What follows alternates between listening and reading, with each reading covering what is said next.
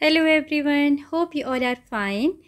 आज हम क्लास 6 का साइंस चैप्टर 12 जिसका नाम है बियॉन्ड अर्थ, इसका फोर्थ पार्ट शुरू करेंगे। एस्ट्रॉइड्स। एस्ट्रॉइड्स क्या होते हैं ये हम यहाँ पर पढ़ेंगे। The sun and the planets are nearly spherical in shape. जो सन है और जो बाकी प्लैनेट्स हैं वो लगभग स्फेरिकल इन शेप है, मतलब उनका शेप इस तरीके का है, स्फीयर की तरह है, गोल है। There are many small objects in the solar system which are rocky and irregular in shape. लेकिन हमारे सोलर सिस्टम में और भी बहुत सारे ऑब्जेक्ट्स हैं छोटे छोटे, जो कि कैसे हैं, रॉकी हैं और इरेगुलर इन शेप, मतलब वो स्फेरिकल नहीं है। इस तरीके के टेढ़े मेढ़े शेप वाले भी बहुत सारे ऑब्जेक्ट्स हमारे सोलर सिस्टम में है और जो रॉकी हैं, रॉक की तरह हैं, पत्थर की तरह। These are called asteroids. इनको क्या बोला जाता है? एस्टेरॉइड्स। यहाँ पर आपको ये उड़ते हुए जो ऑब्जेक्ट्स दिखाई दे रहे हैं, जो गोल नहीं हैं, इरेगुलर हैं, टेढ़े मेढ़े हैं और पत्थर की तरह दिख रहे हैं, ये एस्टेरॉइड्स हैं। Many of these asteroids revolve around the Sun in paths that lie between those of Mars and Jupiter. इनमें से बहुत सारे जो एस्ट्रॉइड्स हैं वो सन के चारों तरफ चक्कर लगाते हैं, और किस पाथ में लगाते हैं? वो पाथ जो मार्स और जुपिटर के बीच में है। In this picture you can clearly see the asteroids. देखिए यहाँ पर जो ये वाला प्लैनेट है ये मार्स है, ठीक है, और दिस इज जुपिटर। अब जो जुपिटर और मार्स के बीच की जो जगह है, जो रास्ता है, ठीक है, इस जगह पर पूरे एस्ट्रॉइड्स हैं। ये पूरा एस्ट्रॉइड बेल्ट इसको बोला जाता है, ठीक है। यहाँ पर पूरे ये एस्ट्रॉइड्स हैं मार्स और जुपिटर के बीच में। और ये एस्ट्रॉइड्स भी प्लैनेट्स की तरह सन के चारों तरफ चक्कर लगाते हैं। This region is called the asteroid belt. और इस रीजन को, जहाँ पर एस्ट्रॉइड्स पूरा प्रेजेंट हैं और सन के चारों तरफ चक्कर लगाते हैं, उसको बोला जाता है asteroid belt. Occasionally asteroids pass very close to the earth. और कभी कभी ऐसा होता है कि ये जो एस्ट्रॉइड्स हैं अर्थ के बहुत पास से होकर गुजरते हैं। The size of asteroids are from 10 metre to about 500 kilometre. तो एस्ट्रॉइड्स का जो साइज़ है वो कितना हो सकता है? 10 मीटर से लेकर 500 किलोमीटर तक। कोई एस्ट्रॉइड्स इतने छोटे हैं कि उनका जो साइज़ है वो 10 मीटर है, और कोई इतने बड़े भी हैं कि उनकी जो लेंथ है, जो साइज़ है, वो 500 किलोमीटर तक है। Now come to next is comets. अब कॉमेट्स क्या होते हैं? Sometimes we have visitors from the outer regions of the solar system. These objects with long tails are called comets. Figure 12.10. अभी 12.10 में हम ये पिक्चर देखेंगे। They are made up of dust. और ये comets किससे बने होते हैं? डस्ट से, गैसेस से, रॉक्स एंड आइस, और पत्थरों से और आइस से बने होते हैं। As a comet approaching close to the sun, the frozen material in it starts evaporating. और जैसे ही कोई कॉमेट सन के पास पहुंचता है तो उसमें जो फ्रोज़न मटेरियल होता है, जमा हुआ मटेरियल जो आइस के फॉर्म में होता है, वो स्टार्ट करता है इवेपोरेट होना, वो उड़ना स्टार्ट कर देता है। इवेपोरेशन आपको पता है क्या होता है? जैसे पानी इवेपोरेट होता है, अगर बहुत ज़्यादा गर्मी हो जाती है तो पानी भाप बनकर उड़ने लगता है। ऐसे ही जब कोई कॉमेट सन के बहुत करीब पहुंचता है और सन की गर्मी की वजह से उसका जो फ्रोज़न मटेरियल होता है, उसमें जो जमा हुआ मटेरियल होता है, आइस होती है, वो इवेपोरेट होने लगती है। This evaporating material forms the tail of the comet. और यही जो मटेरियल इवेपोरेट होता है वो क्या बनाता है? इस कॉमेट का टेल, जो हमें पूंछ की तरह दिखाई देता है, ये, ठीक है। Comets appear dim as they move away from the sun, and then it is not possible to see them with the naked eyes. और जैसे ही ये जो कॉमेट्स हैं सन से दूर होते जाते हैं तो इनको देखना संभव नहीं हो पाता है, क्योंकि इनकी जो लाइट है वो डिम हो जाती है, थोड़े हल्के हो जाते हैं, ठीक से दिखाई नहीं देते, इसलिए हम इनको अपनी खुली आंखों से बिना टेलीस्कोप के नहीं देख सकते। Many comets have been found that revolve around the sun, और बहुत सारे कॉमेट्स पाए गए हैं जो कि सन के चारों तरफ रिवॉल्व करते हैं। These comets approach close to the sun periodically, और ये कॉमेट्स क्या करते हैं, कभी कभी क्या करते हैं, सन के बहुत पास पहुंच जाते हैं। पीरियडिकली मतलब कुछ कुछ समय बाद ये सन के बहुत क्लोज आ जाते हैं। However, there are a few comets that escape and move out of the solar system. लेकिन इसके बावजूद भी हालांकि कुछ ऐसे कॉमेट्स हैं जो सन की वजह से, ठीक है, सन के पास तो पहुंचते हैं लेकिन उससे बच जाते हैं और सोलर सिस्टम से बाहर निकल जाते हैं। Move out of the solar system मतलब सोलर सिस्टम से बाहर निकल जाते हैं। Few other comets get broken up और फॉल इनटू द सन और other planets when they approach them. लेकिन कुछ प्लैनेट्स क्या होते हैं, वो टूट जाते हैं और टूट कर जो उनके पार्टिकल्स हैं वो कहाँ पर गिरते हैं, सन में गिर जाते हैं या दूसरे प्लैनेट्स के अंदर गिर जाते हैं जब वो उनके पास पहुँचते हैं। कॉमेट्स आसमान में इस तरीके से दिखाई देते हैं। We have learned about these objects which form the solar system. हमने उन ऑब्जेक्ट्स के बारे में पढ़ा जो कि सोलर सिस्टम को बनाते हैं। वो कौन कौन से ऑब्जेक्ट्स हैं? The sun, 8 planets, their moons and many smaller objects including asteroids and comets together form the solar system. तो ये सारी चीज़ें कौन कौन? सन सूरज, 8 planets 8 ग्रह, देयर मून्स उन प्लैनेट्स के भी मून्स हैं वो, एंड द स्मॉलर ऑब्जेक्ट्स और छोटे ऑब्जेक्ट्स जैसे कि एस्ट्रॉइड्स और कॉमेट्स, ये सब मिलकर सोलर सिस्टम बनाते हैं। One famous comet is the Halley's comet which appears every 76 years. Its last appearance was in 1986. अभी यहाँ एक बात बताई गई थी कि कुछ कॉमेट्स होते हैं जो पीरियडिकली अपीयर होते रहते हैं, कुछ कुछ समय बाद दिखते रहते हैं। तो एक फेमस कॉमेट है, उसका नाम है हैलीज कॉमेट, और वो कितने सालों के बाद दिखता है? एवरी 76 ईयर्स, मतलब 76 ईयर्स के बाद वो फिर दिखाई देता है। जैसे वो 1986 में देखा गया, अब 76 सालों के बाद वो फिर से दिखाई देगा। 1986 से हम हिसाब लगाएंगे तो 76 ईयर्स के बाद वो फिर से दिखाई देगा। Next is in Sanskrit and a few other Indian languages a comet is called धूमकेतु। ठीक है, संस्कृत में और बहुत सारी जो इंडियन लैंग्वेजेस हैं उसमें जो कॉमेट है उसको क्या बोला जाता है? धूमकेतु। Various tribes in India also call it पुच्छतारो, स्टार विद अ टेल। और बहुत सारी ट्राइब्स जो हैं, जनजाति जो हैं, वो इसको क्या बोलते हैं? पुच्छतारो बोलते हैं, मतलब पूंछ वाला तारा, स्टार विद अ टेल। और झंडिया तारो, स्टार लाइक अ फ्लैग, झंडिया तारो मतलब जो एक तारा जो कि फ्लैग की तरह है, झंडे की तरह है। In many cultures, comets have been feared and it was earlier believed that comet bring bad luck. कई कल्चर्स में, कई सभ्यताओं में कॉमेट से लोगों को डर लगा है। जो कॉमेट से लोग डरते थे और क्या बिलीव करते थे, उनका विश्वास था कि जो कॉमेट्स हैं वो बैड लक लेकर आते हैं, दुर्भाग्य लेकर आते हैं। अगर उन्हें कोई कॉमेट दिखाई देता था, ये पहले ज़माने की बात है, पुराने कल्चर्स में, तो ऐसा वो सोचते थे कि अब कुछ बुरा होने वाला है। However, thanks to the scientists, we now know that these are just icy rocky visitors making a trip close to the sun. लेकिन उन साइंटिस्ट का बहुत बहुत धन्यवाद है जिनकी वजह से आज हमें ये पता चला कि कॉमेट्स को देखने से ऐसा कुछ नहीं होता है। कॉमेट्स तो केवल आइसी रॉकी विजिटर्स हैं, आइस से बने हुए पथरीले विजिटर्स हैं जो विज़िट करते हैं सन को। ये एक ट्रिप पर आते हैं, ठीक है, और कभी कभार दिखाई देते हैं और सन के काफ़ी पास आते हैं, तो इनसे डरने की कोई ज़रूरत नहीं है।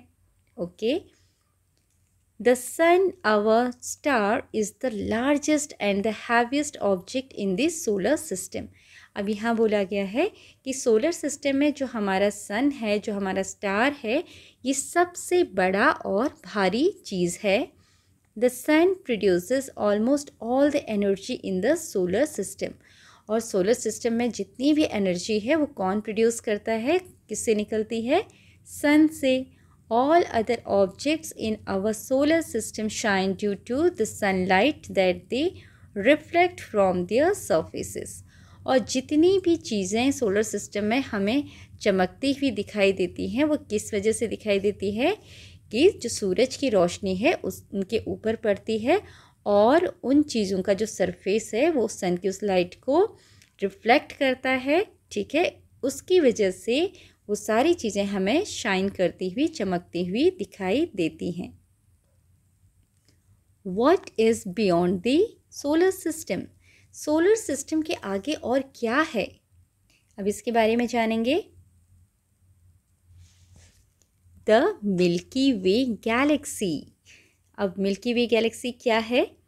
In the moonless night sky viewed from dark locations away from city lights, one can see an extended faint band of light from near north to south across the sky as figure 12.11. This is our home galaxy called the Milky Way galaxy और आकाश गंगा, ठीक है। A galaxy has millions to billions of stars.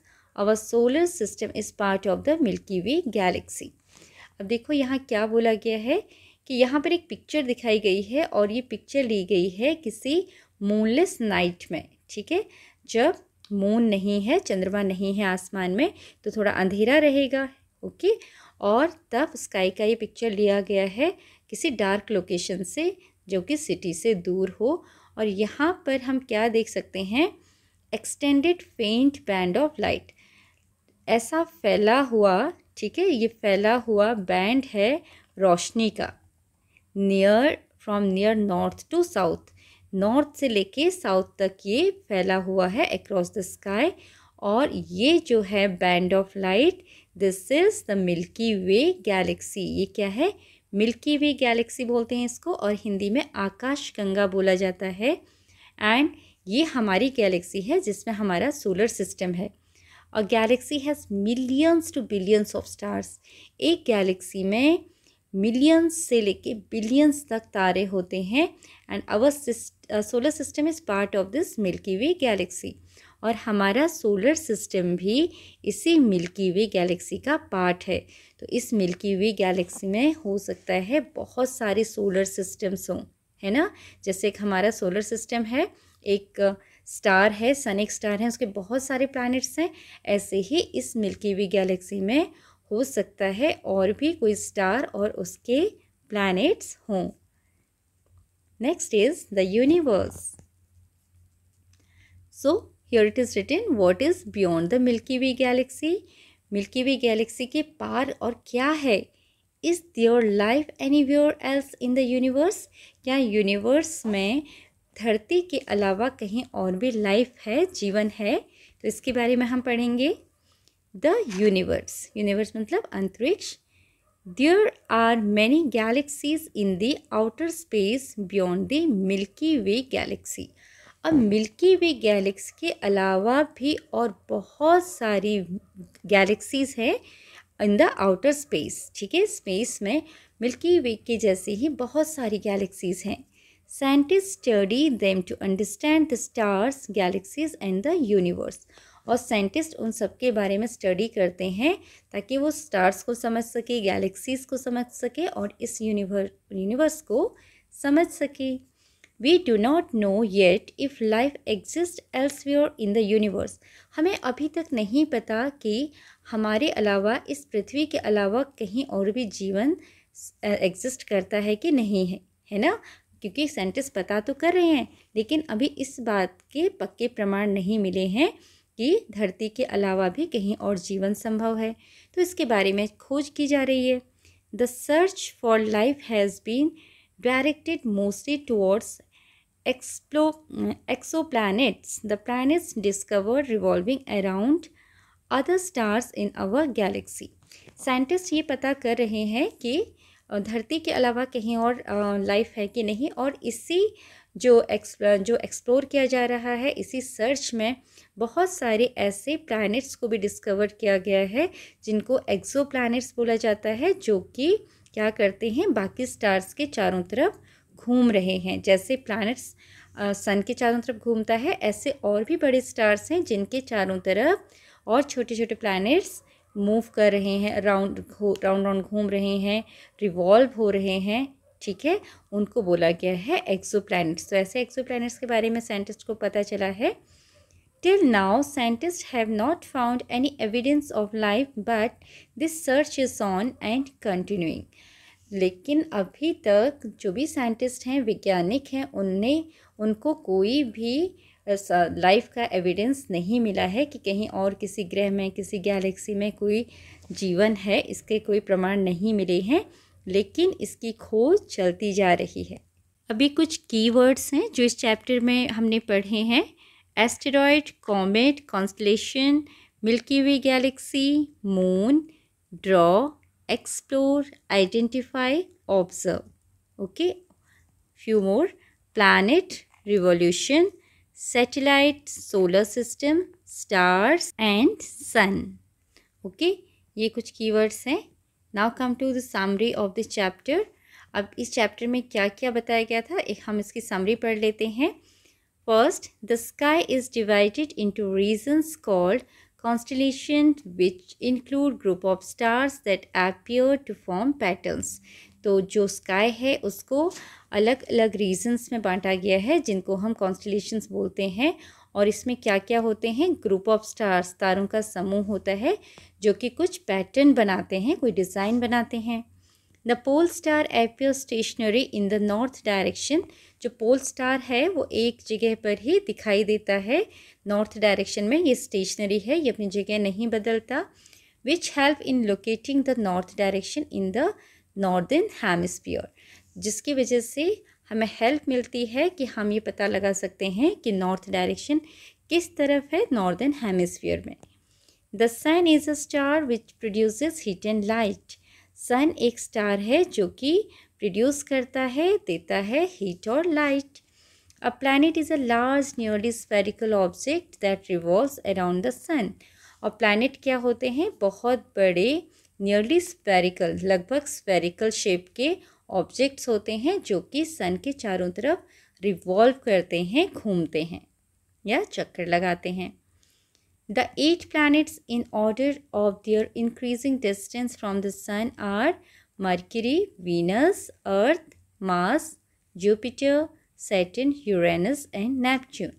अब जो 8 planets हैं अपनी बढ़ती हुई दूरी के क्रम में सूर्य से, उनकी बढ़ती हुई दूरी के क्रम में यहाँ बताया गया है। मतलब सबसे पास है मरकरी, उसके बाद वीनस है उससे थोड़ी दूर, फिर उससे दूर अर्थ, ऐसे ही Mars, Jupiter, Saturn, Uranus and Neptune. Neptune सबसे दूर है सन से। The Earth revolves around the sun in nearly 1 year. ठीक है, जो अर्थ है वो सूर्य का एक चक्कर लगाती है। कितना समय लगाती है एक चक्कर लगाने में, नियरली 1 ईयर, लगभग 1 साल। Objects that move around planets are commonly called satellites. वो ऑब्जेक्ट्स जो कि प्लैनेट्स के चारों तरफ घूमते हैं उनको सैटेलाइट्स बोला जाता है। The moon is earth natural satellite. जो चंद्रमा है वो धरती का नेचुरल सैटेलाइट है। The moon revolves around the earth in nearly 27 days. और जो चंद्रमा है वो धरती का एक चक्कर लगाने में लगभग 27 डेज लेता है। चंद्रमा को धरती का एक चक्कर लगाने में 27 डेज लगते हैं। The sun, 8 planets, their moons, and many smaller objects, including asteroids and comets, together form the solar system. तो यहाँ पर बताया गया है कि सन, 8 planets, उनके जो मून्स हैं और बाकी जो छोटी छोटी ऑब्जेक्ट्स हैं जैसे कि एस्टेरॉइड्स और कॉमेट्स, उनको एक साथ क्या बोला जाता है, solar system. Our solar system is part of the milky way galaxy. और जो हमारा सोलर सिस्टम है वो मिल्की वे गैलेक्सी का एक हिस्सा है। अगर आपसे पूछा जाए कि हमारा सोलर सिस्टम किस गैलेक्सी में है तो आप नाम बताएंगे milky way Galaxy. Now next is match the column. Column 1 and column 2 दिए हुए हैं, यहाँ पर आपने इनको सही जगह पर मैच करना है। Satellite of the Earth, Earth का सैटेलाइट क्या है? Moon. Red planet, Mars. Constellation, Orion. Planet which is commonly called an evening star, वो प्लैनेट जिसको इवनिंग स्टार बोला जाता है that is Venus. Okay, now here solve the following riddle, इस पहेली को सुलझाइए।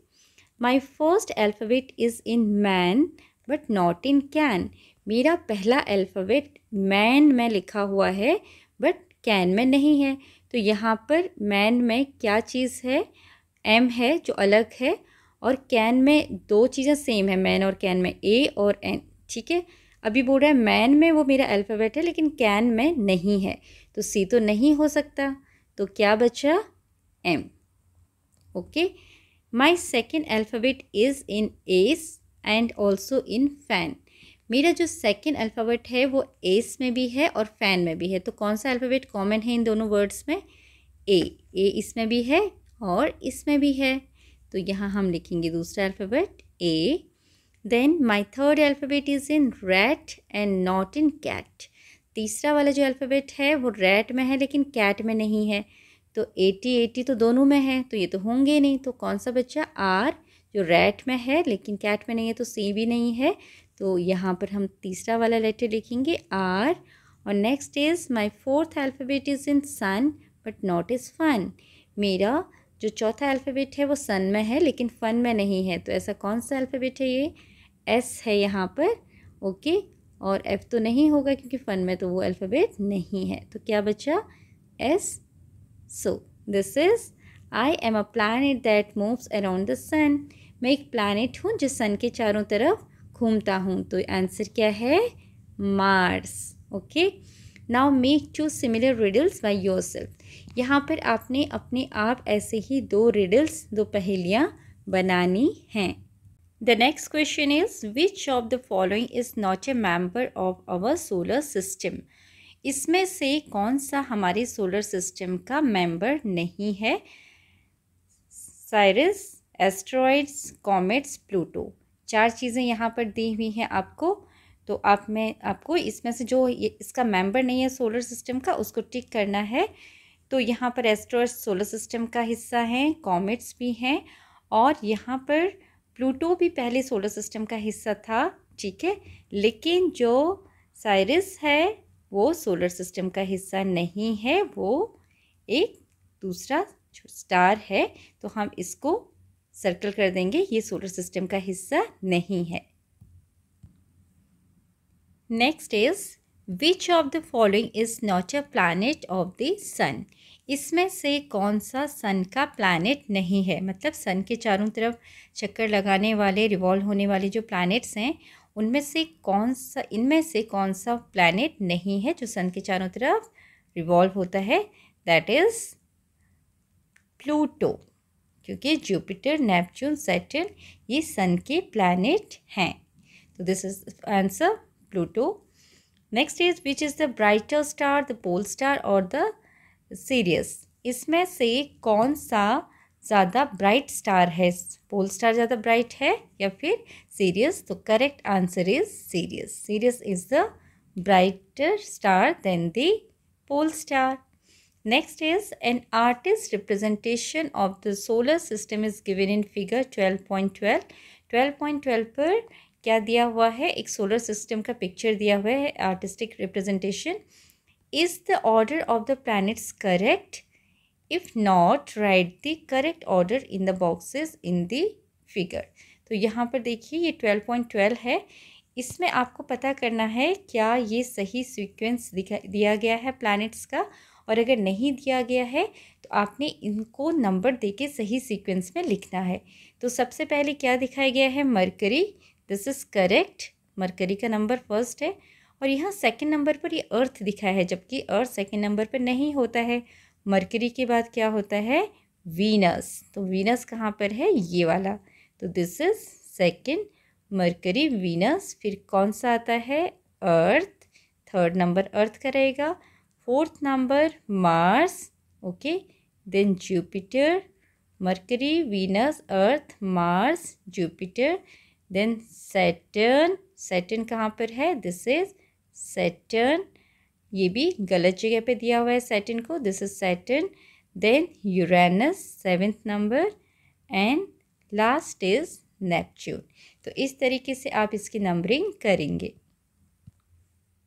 तो यहाँ पर हमने मार्किंग भी कर दी है सही ऑर्डर में और नाम भी लिख दिया है। सबसे पहले फर्स्ट नंबर है Mercury, second number Venus, third number Earth, fourth Mars, ठीक है, fifth Jupiter, six Saturn, then Uranus seventh, and last one is Neptune.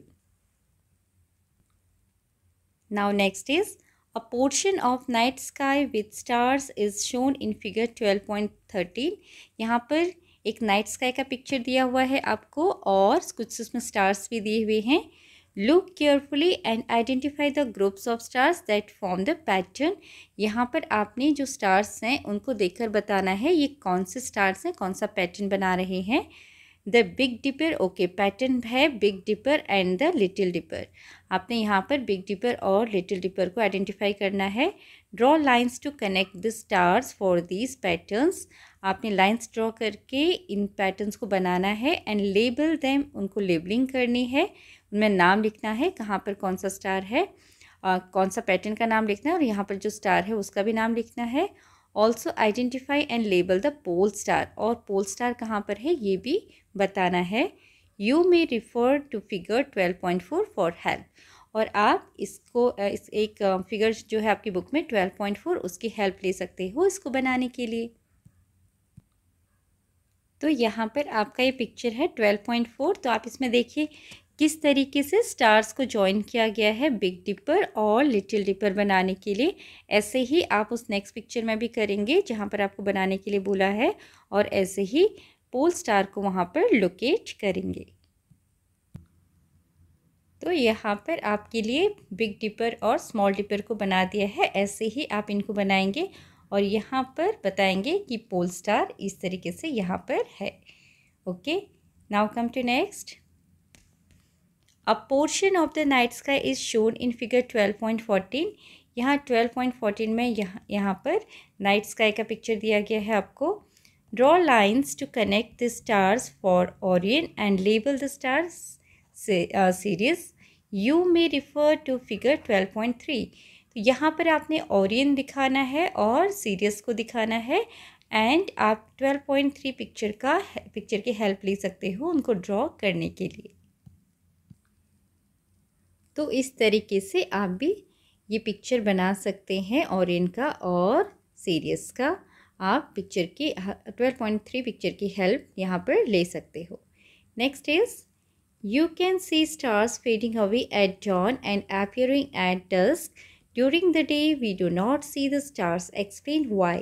यहाँ पर बोला गया है कि आप ये देखते हो कि at dawn and appearing at dusk, जब dawn का समय होता है और dusk का समय होता है। dawn मतलब सूरज निकलने वाला होता है ना, सुबह का समय उसको dawn बोलते हैं। उस समय जब सूरज निकलने वाला होता है तारे धीरे धीरे डिम हो जाते हैं, हल्के हो जाते हैं, फेड अवे हो जाते हैं, धीरे धीरे वो हमें दिखाई देने बंद हो जाते हैं। एंड अपीयरिंग एट डस्क, और शाम को वो हमें दिखाई देने लगते हैं। ड्यूरिंग द डे, दिन के समय, we do not see the stars, हम तारों को नहीं देख सकते। एक्सप्लेन वाई, तो क्यों नहीं देख सकते? तो क्योंकि दिन के समय जो सूरज की रोशनी होती है वो बहुत तेज़ होती है, और सूरज की रोशनी की वजह से जो तारे हैं वो हमें दिखाई नहीं देते। यही बात हम यहाँ पर लिखेंगे। So you can write the answer like this. We cannot see the stars during day due to the bright light given out by the sun, which is brighter than the light of the stars. तो हम यहाँ पर बता सकते हैं कि हम सूरज की जो ब्राइट रोशनी है उसकी वजह से तारों को नहीं देख पाते, जो कि तारों की रोशनी से कहीं ज़्यादा है। ठीक है, सूरज की रोशनी उन तारों की रोशनी से बहुत ज़्यादा है जो कि हमसे बहुत दूर हैं, इसलिए हमें दिन के समय जो बाकी तारे हैं उनकी रोशनी नहीं दिखाई देती और ना ही वो तारे दिखाई देते हैं। Now next is think about the night sky and write a poem or a story on it. आपको बोला गया है कि नाइट स्काई के बारे में सोचिए और एक अच्छी सी पोम या फिर कहानी आपने यहाँ पर लिखनी है नाइट स्काई के बारे में, ठीक है। तो यहाँ पर आपके लिए एक छोटी सी पोम लिख दी है स्टार के बारे में। Bright star shining in the sky, starlight seen way up high. I wish I could soar, I wish I could fly, so I could touch a star and keep it as mine. Okay, तो एक प्यारी सी छोटी सी pome है star के बारे में। ऐसे ही आप भी कोई और पोम यहाँ पर लिख सकते हैं। तो यहाँ पर आपका ये चैप्टर कंप्लीट होता है। आई होप इस चैप्टर में जो भी समझाया गया है, जो भी बताया गया है, आपको अच्छी तरीके से समझ में आया होगा। Thank you for watching.